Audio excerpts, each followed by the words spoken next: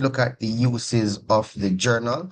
We'd have done a previous video looking at how it can be used to write off bad debts for the purchase and sale of fixed asset on credit and so on. But for this video, we're particularly interested in the correction of errors. And we'll start out with errors not affecting the trial balance. And these errors are errors of commission, errors of principal, errors of original entry, errors of omission, compensating errors, and complete reversal of entries. The next video, I'll look at errors affecting the trial balance and how we use the suspense account to correct those errors. So let's get some heavy lifting done now. This occurs when the correct amount is entered, but entered in the incorrect person's account or incorrect personal account. There are three types of accounts. We have real accounts, personal accounts, and we have nominal accounts. The personal accounts have to do with the names of the persons or businesses we do business with, whether it's or debtors or creditors. For example, D. Blake paid us $50 by check on the 18th of May, but we recorded it in D. Black. I can see why we did that because D. Blake and D. Black are close, right? We found the error on the last day of the month, which is the 31st of May. So we are concerned about D. Black and D. Blake's account because we did it correctly in the cash book. So we posted this in D. Black's account.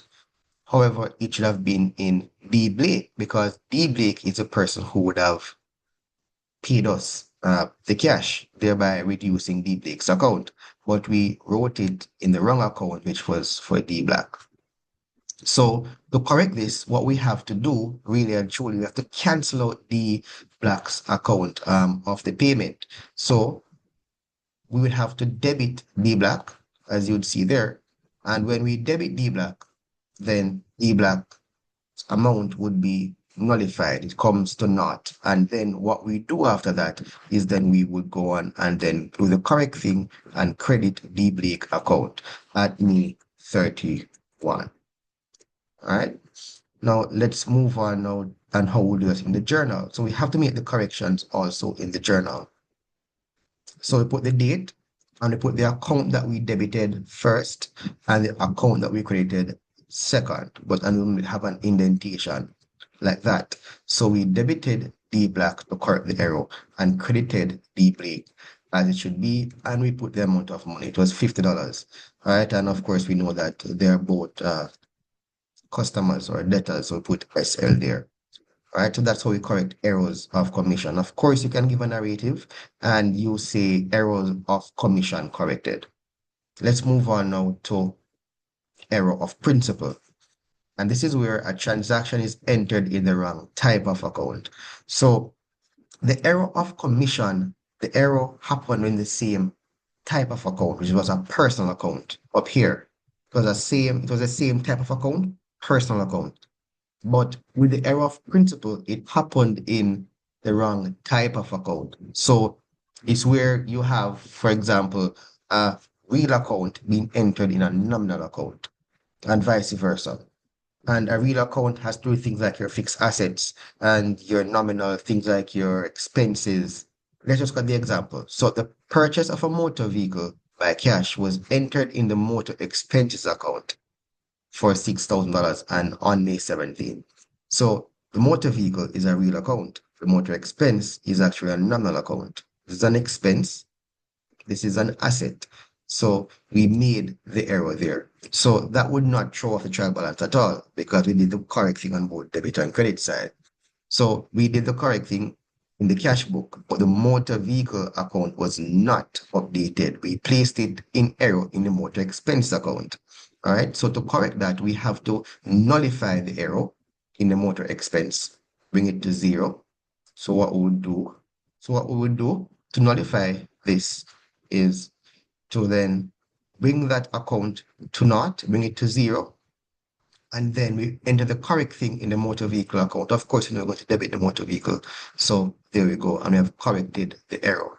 In the journal, what we would do is, of course, place the account to be debited, which was motor vehicle because the asset increased, and credit the motor expenses where we had to nullify the account. And there we get it. There, motor vehicle debited, motor expenses credited. and we put the amount of money, and we know they both go to the general journal. They are neither sales ledger or purchases ledger for the folio, and put the narrative error of principle corrected. Then move on now to error of original entry. And this occurs when the entries were made correctly, but the amount of money was incorrect. So sales to K. Bryan was $1,500, and it was entered on the 20th of May as $1,300. So we sold $1,500 worth of good, but we recorded it as $1,300. That means it was short by $200. So to correct this, all we have to do is to add the $200 on each side. So to short 200, this is short 200. All we do is we add the $200 there and add the $200 here. That means the account now is 1,500 and 1,500 as it should be. And over here, what we'll do is we will debit K. Bryan and we credited sales and we place that there. And the amount for the correction was the $200 difference. So we do that. And of course, we sold goods to K. Bryan. So K. Bryan is a customer, goes to SL, and sales go to general ledger. And we put the narrative error of original entry is corrected. All right. Error of omission.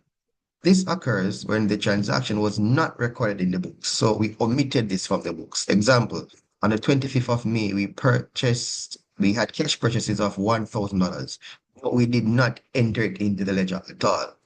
So all we have to do is to do the correct thing.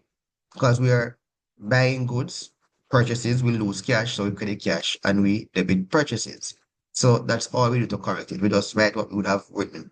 And in the journal, we just put it there, we credited purchases, and we debited cash, just like that. And then put the amount of money, $1,000, and we know they both go to the general ledger. We're coming down now, compensating errors. And this occurs when two errors on the opposite side cancel out each other. For example, the sales account and purchases account for the month were overcast by $200. Overcast means it is too much. So what we want to do is to reduce the total of the accounts for the balance brought down. So if this side is $10,000 and it is $200 too much, we have to put the 200 on this side in order to reduce the other side. And the same thing would apply here. So what we're going to do then is to put the error corrected, $200. This means now that the purchases account is now $9,800, which would be the correct figure. And to reduce the sales amount by $200, we do the very same thing. Over here, we put the $200.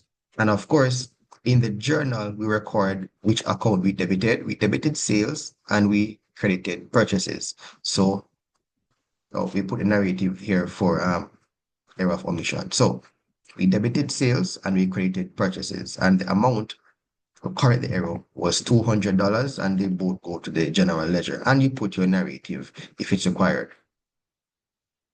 Complete reversal of errors.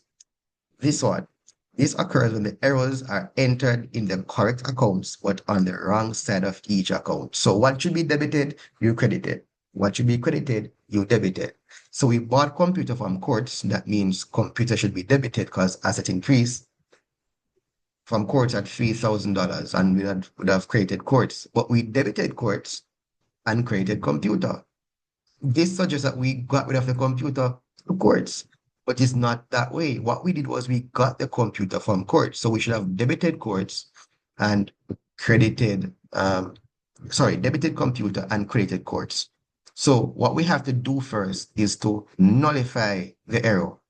So that means we have to put $3,000 on the debit side of computer to get it to zero, and put $3,000 on the credit side of Courts to get it to zero, then add $3,000 more to get 3,000 balance on computer and 3,000 balance on the Courts account. So 3,000 plus 3,000 give us $6,000. Complete reversal of errors, we have to multiply by 2 to get the correct thing. So we would have to debit computer with $6,000, 3,000 get it to zero, and then an additional 3,000 get it to $6,000.